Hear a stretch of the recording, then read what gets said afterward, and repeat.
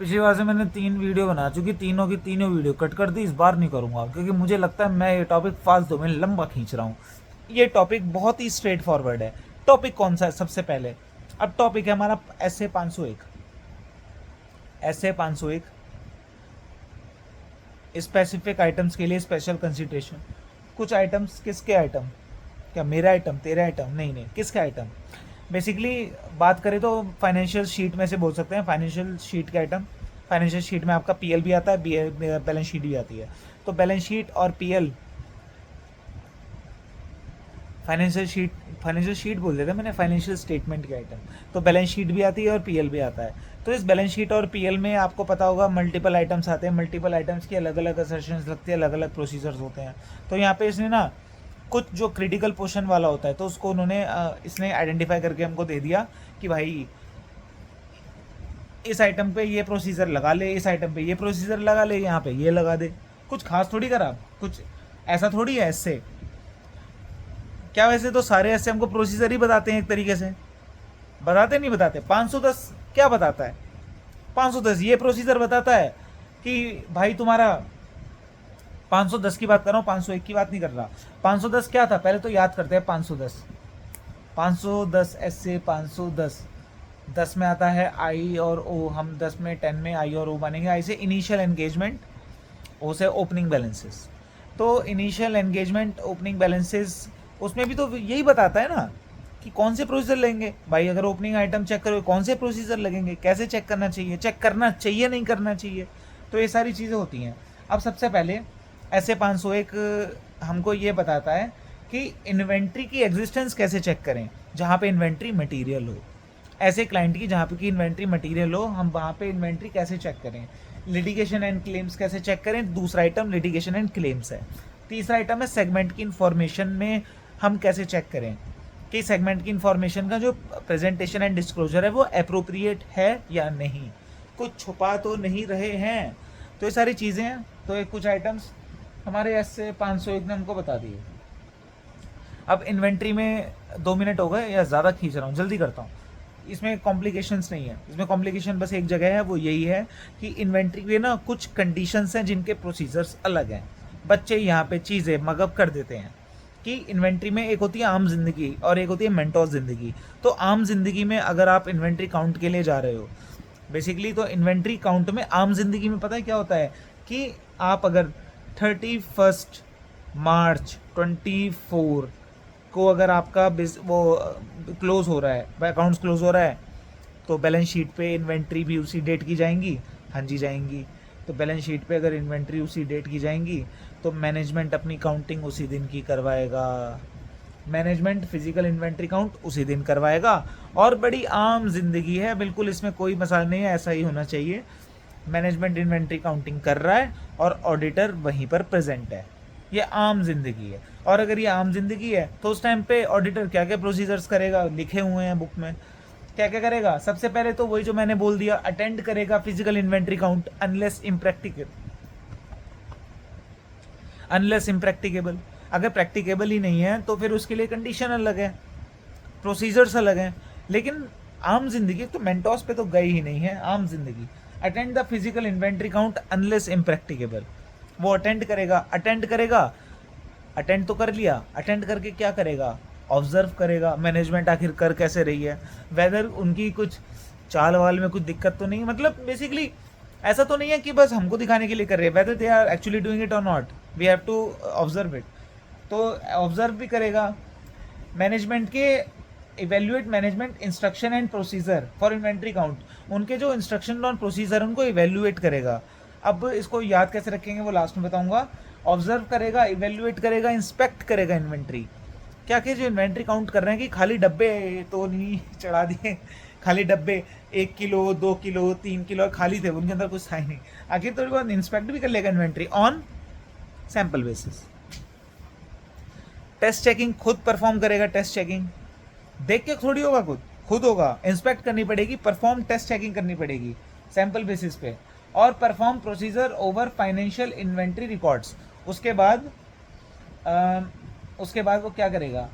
Financial वो complete हो गए, उन्होंने गिन लिया, उन गिनने के बाद उनका रिकॉर्ड आ गया कि हमारे पास इतनी इन्वेंट्री है, उसको वो फाइनेंशियल से तो चेक करेगा भाई कि फाइनेंशियल में इतनी इन्वेंट्री दिखा रहे नहीं दिखा रहे। तो ये सारी चीज़ें हैं। तो इसको हम कैसे याद रखें? मैं तो इसको ऐसे याद रखा था, AEIOU, की जगह बस P आ जाता था, यूपी, AEIOU, जो ए से क्या था, अटेंड करना था। मैं भी अब देखो, मैं देखूंगा नहीं, बस सीधा मैं कैमरे में देख के बात करूंगा। ए से क्या था, attend the physical counting, inventory physical count. AEIOU, ई से था इवेल्युएट करने थे मैनेजमेंट के इंस्ट्रक्शंस कि मैनेजमेंट हमारे कैसे। आई से क्या था, इंस्पेक्ट, मैंने बोला था भाई देखना थोड़ी है, इंस्पेक्ट भी करो जाके, इंस्पेक्ट इन्वेंट्री काउंट। AEIOU, एक तो मैंने यार परफॉर्म टेस्ट काउंट, मतलब टेस्ट काउंट परफॉर्म करने थे खुद से, वो कहाँ गया? ओ से क्या था, ऑब्जर्व, हाँ ऑब्जर्व करना था मैनेजमेंट को करते हुए। पी से था परफॉर्म टेस्ट चेकिंग, और एक पी से एक और था मैंने लास्ट में जो बताया था कि जो मैच करना है उसके साथ, फाइनेंशियल्स के साथ। ओवर वो perform procedure over financial inventory record और to check if they reflect actual inventory count. AEIOU हो गया, मज़ा आ गया। मतलब मज़ा तो क्या ही आता, मेरा याद हो गया, आप लोग भी कर लो, बुक से पढ़ लो, उसके बाद ये सुन लेना, ऐसे ही याद कर लो। एंड देन इसके बाद वो हो जाता है, क्या बोलते हैं, ये थी आम जिंदगी, कि इसमें क्या था, ऑडिटर भी वही था, मैनेजमेंट भी वही थी, और डेट भी वही थी। ऑडिटर भी वही था, मैनेजमेंट भी वही थी, डेट भी वही थी। डेट भी तो भाई हमने 31 मार्च को ही करा ना, ठीक है। अब पहला इसमें जो मेंटोस जिंदगी आती है वो यही आती है कि मैनेजमेंट भी वही है, ऑडिटर भी वही है, इन्वेंट्री काउंट भी हो रहा है, लेकिन डेट बैलेंस शीट की नहीं है। ऑडिटर भी वही है, मैनेजमेंट भी वही है, इन्वेंट्री काउंटिंग भी हो रही है, लेकिन डेट बैलेंस शीट की नहीं है। अब जब डेट बैलेंस शीट की नहीं है तो क्या करेंगे? बेसिकली फॉर एग्जांपल ये मान के चलो, बाद में कराएंगे, बेसिक पहले तो कराएंगे नहीं ना, 25 मार्च को करा नहीं कराएंगे, तो बाद में 4 तारीख को, 3 तारीख को, 2 तारीख को करा लिया, करा लो, बाद में पता है क्या करवाना, ठीक है भाई करा लो, लेकिन आप एक बात का ख्याल रखना। हाँ जी, तो जैसे मैं कह रहा था, हाँ, तो मेंटोस ज़िंदगी में क्या हुआ कि ऑडिटर तो आया, मैनेजमेंट ने फिजिकल काउंट भी कराया, फिजिकल काउंट भी कराया, ऑडिटर भी आया, फिजिकल काउंट भी करा लिया, मैनेजमेंट भी है, ऑडिटर भी है, फिजिकल काउंट भी है, लेकिन not on the date of balance sheet उसके बाद कराया। अब इसमें मैं आपको बोलूँगा कि कॉपी पेन लेके रख लो, और मैं आपको एक चीज़ बता रहा हूँ, उसको देख लो। हमने उस दिन, जैसे मान लो 5 तारीख थी, 5th ऑफ अप्रैल को जब हमने इन्वेंट्री काउंटिंग करी तो आई 500 इन्वेंट्री काउंटिंग आई इन्वेंट्री के रिकॉर्ड से, और ये काउंटिंग वैसे ही करी जैसे मैंने अभी पहले बताया था, AEIOU वाला। AEIOU से वैसे ही हमने क्या करी, फिजिकल काउंटिंग करी, और फिजिकल काउंटिंग करने के बाद हमारा जो फिजिकल क्या बोलते हैं, इन्वेंट्री का वो आया नंबर, वो आया 500 कि 500 की आज हमारे पास इन्वेंट्री है। 4 तारीख को आज हमारे पास 500 की इन्वेंट्री है। पता है क्या हुआ, हमने बोला अच्छा आज 500 की है, हाँ, आप हमें इतना बता दो कि 1 तारीख से लेके 5 तारीख तक सेल कितनी हुई और परचेज कितनी हुई, तो हम रिवर्स कैलकुलेशन करके बैलेंस शीट डेट पर पहुंच जाएंगे। क्या हुआ, हम रिवर्स कैलकुलेशन करके बैलेंस शीट डेट पर पहुंच जाएंगे ऑटोमेटिकली। तो बोले हाँ ठीक है। वो बोला आज 500 है, 50 की सेल हुई, 40 की परचेज हुई, हमने मान लिया, मतलब we are assuming that everything is correct. तो 50 की सेल हुई, 40 की परचेज हुई, तो क्लोजिंग होगा क्या, 500 अब है, 50 की हमने सेल कर दी, इसका मतलब हमारे पास 550 थे। सही बात है, मतलब 50 की सेल करने के बाद भी मेरे पास 500 हैं, तो मेरे पास 550 थे, लेकिन यार 40 की परचेज भी तो करी है यार, 40 की परचेज करके 50 की सेल करी है क्या? आज 500 है, इसका मतलब पहले 510 थे। अब ऐसे कैलकुलेशन अब मैंने कैसे करी, अब भाई या सी फाइनल के बच्चे हो, अब इतना तो नहीं, अब बेसिकली 500 थे, जिसमें से 50 की सेल थी, 40 की परचेज थी, एक 10 की फालतू सेल कर दी तब जाके 500, तो 10 की फालतू सेल कर दी तब 510 ही तो रहे होंगे, बैलेंस शीट डेट पे 510 ही तो रहे होंगे। अभी जो 510 है ना, हमें इसको करना है फिर चेक उसके साथ फाइनेंशियल के साथ। फाइनेंशियल में देखे 500 मैच, लाडले मैच हो गई, इन्वेंट्री तो ताडी मैच हो गई, इन्वेंट्री तो लाडले मैच हो गई। लेकिन मुझे उसने डेटा दिया था 40 की सेल 50 की सेल, उसको कैसे वेरीफाई करेगा। देखो अब आते हैं प्रोसीजर की तरफ। प्रोसीजर यही है, प्रोसीजर में सबसे पहले यही लिखा हुआ था कि सबसे पहले हम ऑडिट एविडेंस रिकॉर्ड करेंगे कि जो चेंजेस इन इन्वेंट्री, वेदर मतलब सेल्स एंड परचेज, ये जो सेल्स एंड परचेज के रिकॉर्ड पे जो रियल टाइम पे इन्वेंट्री हमारी वो हो रही है, चेंज हो रही है, वो प्रॉपरली हो रही है फिर नहीं हो रही है। अगर हम आज के मतलब एज ऑन डेट के भी फाइनेंशियल्स निकलते हैं होते हैं, एज ऑन डेट के भी आपको पता चल जाएगा कि एज ऑन डेट इन्वेंट्री का ये है। जो परपेचुअल इन्वेंट्री सिस्टम होता है उसका काम ही यही है कि परपेचुअल इन्वेंट्री सिस्टम में बिल्कुल रियल टाइम वैल्यू आती है। ऐसा नहीं है कि हम मतलब 1 महीने बाद ही निकालते हैं, 1 महीने बाद ही काउंट करते हैं, हम 2 महीने बाद काउंट करते हैं, ऐसा नहीं होता। परपेचुअल इन्वेंट्री सिस्टम में पता है क्या होता है कि आपने अगर चूहा भी गोदाम से बाहर आया ना तो चूहे की एंट्री हो जाती है, मतलब कि एक चूहा आउट हो गया, तो मतलब बेसिकली रियल टाइम पे इन्वेंट्री काउंट होता है। तो वो जो सिस्टम होता है ना परपेचुअल इन्वेंट्री सिस्टम, हम उसको देखते हैं कि वो इफेक्टिव है नहीं, उसको इंटरनल कंट्रोल बोलते हैं। बेसिकली इंटरनल कंट्रोल में वही तो एक तरीके से बेसिकली ये तो सिस्टम्स होते हैं ना कि whether proper inventory counting has been accounted और नॉट। तो इन्वेंट्री काउंटिंग इन्वेंट्री काउंटिंग कह रहा हूँ यहाँ पे। इंटरनल कंट्रोल क्या है, परपेचुअल इन्वेंट्री सिस्टम ही है एक तरीके से। तो हम उसमें ये जो उसकी एग्जाम में क्या लिख के आए यार, एग्जाम में ये लिख के आएगा परपेचुअल इन्वेंट्री, नहीं एग्जाम में परपेचुअल इन्वेंट्री नहीं लिख के आओगे आप, एग्जाम में मैं बताता हूँ क्या लिख के आओगे। अब कैसी धी मौत जागी कैसी धी मौत। सबसे पहले तो ये केस क्यों हुआ, because there has to be some practical reason कि हम फाइनेंशियल स्टेटमेंट की डेट पे इन्वेंट्री काउंट नहीं कर पाए। अगर इन्वेंट्री काउंट नहीं कर पाए तो कोई बात नहीं, एसए ने बोला जाओ तुम्हें जाने दिया तुम, लेकिन तुमको कुछ एडिशनल प्रोसीजर करने पड़ेंगे। अगर तुम एफएस डेट के बाद किसी भी डेट पर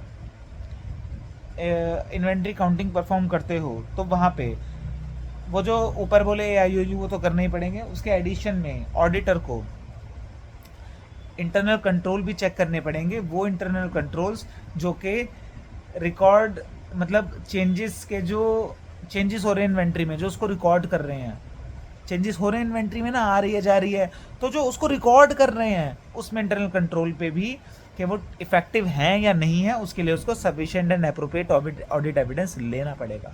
काम बढ़ा दिया ऑडिटर ने अपना फालतू में, अच्छा खासा 31 को जाता, जो आया रिकॉर्ड पे अरे वाह ये इन्वेंट्री टिक फाइनेंशियल से मैच डन, लेकिन नहीं 4 को काउंटिंग करी तो 4 से पहले बेसिकली उसको 1 से लेके 4 तक की सेल, 1 से लेके 4 तक की परचेज, कितना सामान आया कितना सामान, बेसिकली सेल और परचेज भी ऐसे नहीं, इन्वेंट्री काउंटिंग हम कर रहे हैं, कितना सामान आया कितना सामान गया। उसके लिए ना, उसके लिए क्या होता है वेयर हाउस पे वो पर्ची कटती है ना, तो वो पर्ची आई उसको रिकॉर्ड्स बोलते हैं। सेल एंड उसमें भी देख सकते हैं, अगर कंपनी का नेचर ऐसा है जिसमें बिल्कुल क्या बोलते हैं ऑर्डर करा सामान आ गया, सेल हो एकदम हो गई, पैसा एकदम दे दिया, परचेज और मतलब रियल टाइम पे चल रहा है तो ठीक है। पर बेसिकली वेयर हाउस के अंदर माल कितना पड़ा है, वेयर हाउस के अंदर इन्वेंट्री है कितनी, तो उसको चेक करने के लिए ही जो रिकॉर्ड्स होते हैं, जो रिकॉर्ड्स बनते हैं, वो वेयर हाउस की पर्ची आप मान सकते हो, ठीक है। अब हम देखते हैं कि रेलेवेंट मैटर फॉर कंसिडरेशन, जब आप इसके ऑडिट प्रोसीजर वो कर रहे थे, क्या बोलते हैं डिटरमाइन कर रहे थे, जब आप इसका ऑडिट प्रोसीजर डिज़ाइन कर रहे थे तो आपको किन किन चीज़ों का ख्याल रखना था कि मतलब इन चीज़ों की हेल्प लेनी। यार ऐसे यही तो करता है, हमको हेल्प देता है। जहाँ ऑडिटर फंसता है ना कि यार हम ये चीज़ कैसे चेक करें, कोई ऐसे खोलो उसमें पढ़ो क्या लिखा है, ऐसे चेक कर सकते हैं। तो ये ऐसे भी यही बोल रहा है कि अगर ऑडिटर किसी दूसरी डेट पर इन्वेंट्री काउंट करने जाता है तो उसके जो रिकॉर्ड हैं, records are properly adjusted records are properly adjusted का मतलब है कि वो जो रिकॉर्ड्स मतलब जो पर्चियाँ कटती हैं उनका उसको इंश्योर करना है कि रिकॉर्ड्स आर प्रॉपर्ली एडजस्टेड, और परपेचुअल इन्वेंट्री सिस्टम पे उसको रिलाई करना है, रिलायबिलिटी। और अगर कुछ सिग्निफिकेंट डिफरेंसेस आते हैं तो उसके उनको रीजंस उससे मैनेजमेंट से लेने हैं। तो वही है RRR है, records are properly adjusted, reliability of perpetual inventory records. और रिकॉर्ड्स कौन से रिकॉर्ड्स? वही परपेचुअल इन्वेंट्री वाले, कि उसके जो रिकॉर्ड्स है वो प्रॉपर्ली एडजस्टेड है। प्रॉपर्ली एडजस्टेड का क्या मतलब है? देखो मैं भी स्टूडेंट ही हूँ, ज़्यादा नहीं समझ पा रहा, बस मुझे ये लग रहा है कि प्रॉपर्ली एडजस्टेड का मतलब है कि इसका जो इफेक्ट है वो हमारे इन्वेंट्री शो कर रही है, with it is adjusted in are inventory, whether it's in या फिर आउट। अगर कुछ भी वेयर हाउस से इन एंड आउट हो रहा है तो वो जो रिकॉर्ड है वो प्रॉपर्ली एडजस्ट हो चुका है, जो हमारे इन्वेंट्री के वो है क्या बोलते हैं, मतलब फाइनेंशियल स्टेटमेंट में जो इन्वेंट्री स्टैंड कर रही है उससे एडजस्ट हो चुका है। रीज़न फॉर सिग्निफिकेंट, अगर कोई डिफरेंस है तो उसके रीज़न, बस यही था। हाँ बस यही था, इससे ज़्यादा और कुछ नहीं था। इस बनाने में यार 16 मिनट हो गए यार, जल्दी जल्दी करना पड़ेगा। लगता है 20 मिनट में सिर्फ इन्वेंट्री हो पाएगी।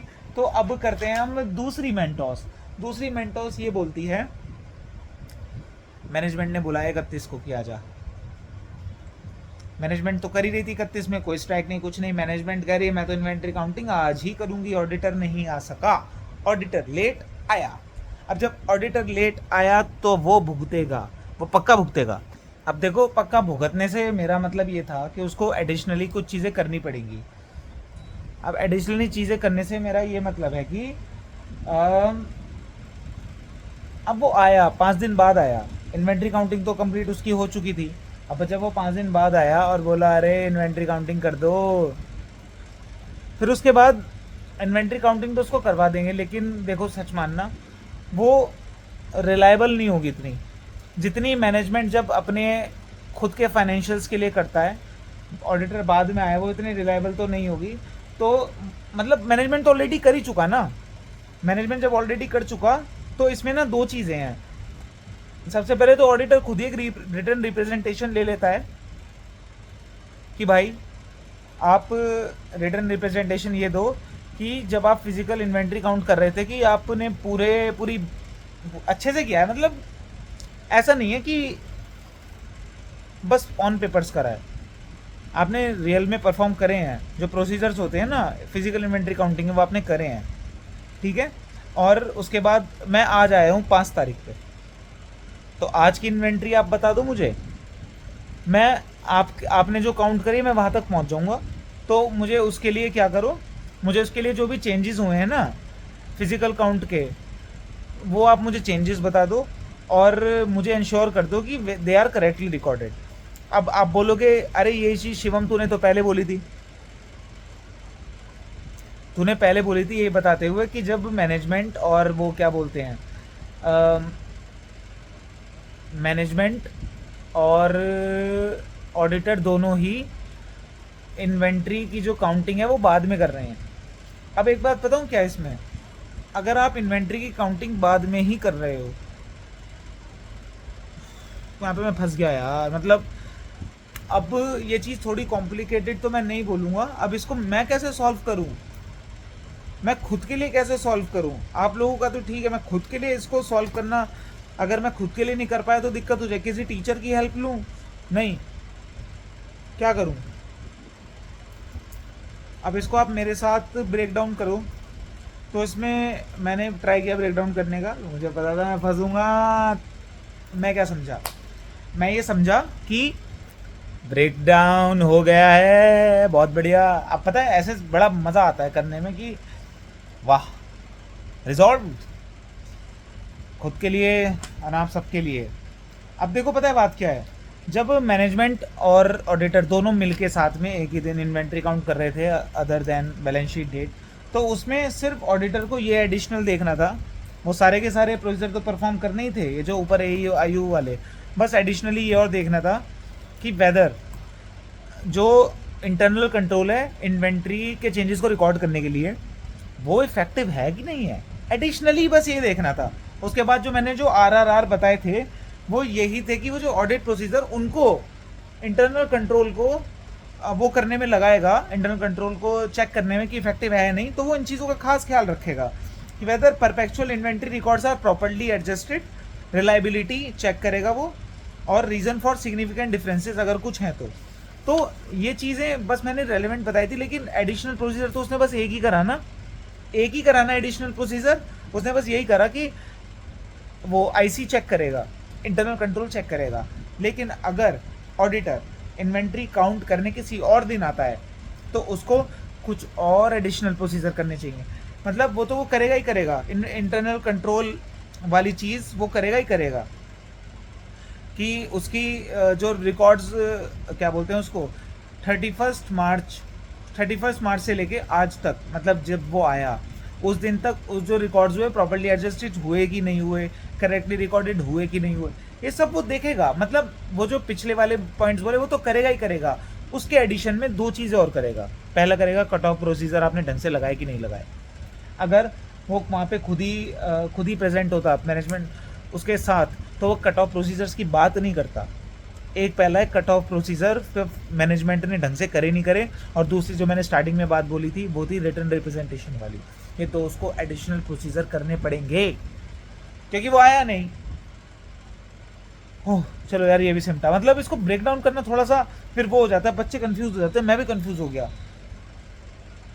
Now it's sorted. अब तीसरा, अटेंडेंस मैंने हो ही नहीं सकती, अटेंडेंस में जा ही नहीं सकता।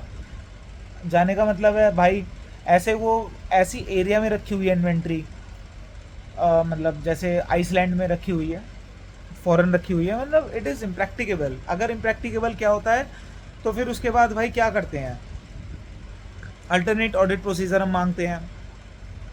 जा तो सकते नहीं, लेकिन बैलेंस शीट में अमाउंट तो दिख रही है, अमाउंट पे काम करना शुरू कर दो। रॉ मटेरियल कहाँ से आया भाई, मैन्युफैक्चरिंग इतना लगा, ये लगा वो लगा, ये सारी चीज़ें फिर आपको एडिशनल प्रोसीजर्स करने पड़ेंगे। तीसरा आखिरी मेंटोस, आखिरी मेंटोस है आपकी कस्टडी ऑफ थर्ड पार्टी। तुम्हारा सामान किसी दूसरे के पास रखा है तो कुछ मत करो, उस दूसरे से एक तो वो मंगा लो। सबसे पहले दिमाग में आए कंफर्मेशन बेस्ड, क्यों कंफर्मेशन मंगा ले कि तेरे पास इसका कितना सामान रखा है, ठीक है। लेकिन इसके बाद हम दो तीन चीज़ें इसमें और भी रखते हैं कि अगर आपको थर्ड पर्सन की उस पर डाउट है कि यार ये तो सही बताएगा, तो इसका खास बंदा है, तो तुम कुछ मत करो, तुम एक काम करो, तुम या तो वहाँ पे ऑडिटर वगैरह को भिजवाओ या फिर किसी बंदों को भिजवा के वहाँ पे आप इन्वेंट्री काउंटिंग करवा दो वहीं पे, या फिर उनका जो ऑडिटर होगा उनसे उनकी रिपोर्ट मंगा लो।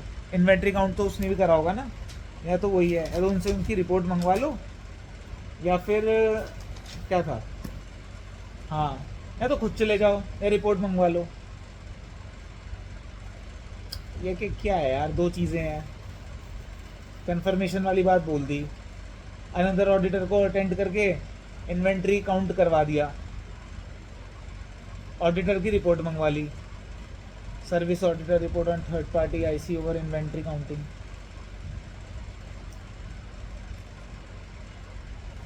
या फिर आपने क्या बोलते हैं इसको, कंपनी ने जब भेजा होगा तो रसीद काट के भेजा होगा, रसीदों से चेक कर लो। तो यार ये इतना वो नहीं है इसमें, पहला और दूसरा मुझे लगता है ज़्यादा मेन है। तीसरा और चौथा अगर आपको आ भी गया ना, तो ये तो आप सोच के भी लिख दोगे, यार हमारा सामान पड़ा है कंसाइनर के पास, तो हम क्या करें, एक काम करते हैं, कंसाइनर के पास सामान पड़ा है, एक्सटर्नल कंफर्मेशन मंगा लो। सारी चीज़ें होती हैं ना, एक्सटर्नल कंफर्मेशन मंगा लो भाई, उसके ऑडिटर से उसकी रिपोर्ट मंगवा लो, अपने ही बंदे भेज दो, देख के आ जाएंगे। तो ये तो तब है ना जब उस पर शक है, शक। अगर शक नहीं है, कंफर्मेशन में छुट्टी करो भाई, इतना क्या सोचना। हो गया, इन्वेंट्री हो गया, बस इतना ही करा था। लिटिगेशन वगैरह सब इजी है भाई, लिटिगेशन इजी है, ये इजी है, सेगमेंट इन्फॉर्मेशन इजी है। सेगमेंट इन्फॉर्मेशन में भी देख लेते हैं, सेगमेंट इन्फॉर्मेशन में करते क्या है। सही बात है, वो नहीं करा रहा मैं, लिटिगेशन नहीं करा रहा। ऑडिट प्रोसीजर कौन से लगाओगे, मैनेजमेंट के मेथड, पहले मैनेजमेंट को समझ, मैनेजमेंट क्या कर रही है। देखो पढ़ा हुआ आपने भी है सेगमेंट रिपोर्टिंग, मैंने ही पढ़ा हुआ है, मैनेजमेंट नहीं पढ़ा हुआ है। पहले देखो मैनेजमेंट क्या कर रही है, मैनेजमेंट जो कर रही है उसको देखो सही है नहीं है, उस पर आप एनालिटिकल प्रोसीजर लगाओ और छुट्टी। अब एनालिटिकल प्रोसीजर भाई क्या लगा सकते हैं, sale transfer and charges between. अच्छा हाँ यार देखो कुछ क्रिटिकल पॉइंट्स हैं इसमें, ये मतलब एक क्वेश्चन तो यार तुम इसका करके ही जाओ कि इसमें ना पता है क्या होता है, इसमें इंटर डिपार्टमेंट सेल्स काफ़ी होती हैं, तो वेदर उन इंटर डिपार्टमेंट सेल्स को उन्होंने क्या ट्रीटमेंट किया वो अच्छे से देख लो। उसके बाद एलोकेशन ऑफ एसेट्स, अरे यार ये तो हमारे मैक्स लाइफ में भी होता है। मतलब बेसिकली एसेट को आप किसी उसके लिए एलोकेट थोड़ी कर सकते हो। भाई मैं कुर्सी पे बैठ रहा हूँ तो ऐसा थोड़ी है ये कुर्सी भाई तेरे एक सेगमेंट के लिए ही है, दूसरे सेगमेंट में कुर्सी काम नहीं आ रही, ऐसा थोड़ी होता है। तो एक एसेट को ना डिस्ट्रीब्यूट करने में एक रेशियो यूज़ होता है, एसेट और एसेट हमारा सेगमेंट वाइज डिस्ट्रीब्यूट होता है। ऐसे ही कुछ ऐसे एक्सपेंस होते हैं कॉमन वाले जो कि डिस्ट्रीब्यूट हमको करने पड़ते हैं सेगमेंट्स पे, ताकि सेगमेंट्स पे मतलब क्या हो अच्छे से एलोकेट हो पाए। अब वो उसका बेसिस क्या होता है, उसका बेसिस स्टडी करो ना, पहले मैनेजमेंट को ही देखो तुमने क्या करा, फिर उसके बाद उसको चेक करो कि मैनेजमेंट ने जो करा उसका कुछ बेस था नहीं था। ये तो बिल्कुल ऐसे कर रहा हूँ जैसे मैं, देखो सेगमेंटल बैलेंस शीट मैंने अपनी बनाई है, तो देखो मैं बताता हूँ क्या होता है। सेगमेंटल बैलेंस शीट जब बनाते हैं ना तो उसमें से हम इधर उधर मतलब टीम से इनपुट्स लेते हैं इधर उधर। सिर्फ मैंने बैलेंस शीट ही बनाई है। पीएल जो होता है, पीएल तुम्हारा यार सेगमेंट वाइज आता ही है। देखो इंश्योरेंस कंपनी में ना सेगमेंट वाइज पीएल आता ही है, सिर्फ हमको बैलेंस शीट बनानी पड़ती है। अब बैलेंस शीट में इशू ये होता है, बैलेंस शीट के पोर्शन में ना जो सबसे बड़ा हमारा जो मतलब भारी हमारा जो एसेट होता है ना वो होता है इन्वेस्टमेंट्स। अब इन्वेस्टमेंट्स को वो लोग कैसे डिस्ट्रीब्यूट करते हैं उसकी बैकग्राउंड वर्किंग एक पूरी बनती है और वो हमको फाइल भेज देते हैं। अब उस फाइल से मैं लिंक लगा के क्या करता हूँ, अपनी सेगमेंटल बैलेंस शीट में जो इन्वेस्टमेंट आता है मैं उसके आगे रेस्पेक्टिव इन्वेस्टमेंट मतलब सेगमेंट वाइज आ जाते हैं। फिर उसके बाद फिक्स एसेट्स का ना रेशियो डिफाइंड है कि इस रेशियो में जाएगा, इस सेगमेंट में फिक्स एसेट का रेशियो डिफाइंड है। और कुछ एसेट तो डायरेक्टली एलोकेट हो जाते हैं क्योंकि हमारी जो अकाउंटिंग है वो है इसी तरीके की कि वो सेगमेंट पे ही खर्चा, सेगमेंट पे ही वो बुक करती है। अगर वो सेगमेंट पे बुक करती है तब तो भाई हमको लेना देना ही नहीं है। इन ट्रेड रिसीवेबल वगैरह इनमें तो सेगमेंट पे आ ही जाते हैं, ठीक है। वो allocation of asset and cost कैसे करी, प्रायर पीरियड से भाई कंसिस्टेंसी होनी चाहिए। जैसे हमने पिछले साल एलोकेट किया था इस साल भी वैसे ही एलोकेट करे, कुछ चेंज वेंज मत करो भाई। बस यही है, अच्छी चीज़ है। मतलब यार सेगमेंटल रिपोर्टिंग में बस आपको इतना ही ध्यान रखना है और कुछ नहीं, कि आपको एनालिटिकल प्रोसीजर करने हैं और इन सारी चीज़ों का ध्यान रखना है। इंटर सेगमेंट सेल्स वगैरह, inter segment purchases, allocation of assets जो एलोकेट हो ही नहीं सकते, किस बेस पे कर दिए भाई, प्रायर पीरियड से कंसिस्टेंट है। और बस बजट वगैरह। तो ये होगी आपकी सेगमेंट इन्फॉर्मेशन। नमस्कार नमस्कार। ओ भाई साहब ये क्या दिख गया, ओ भाई साहब ज़्यादा खुश हो गया मैं। चलो कोई नहीं, लाडलो ये हो गया आपका 510 में से यार। डेडिकेशन नहीं करा रहा आधे घंटे छुट्टी।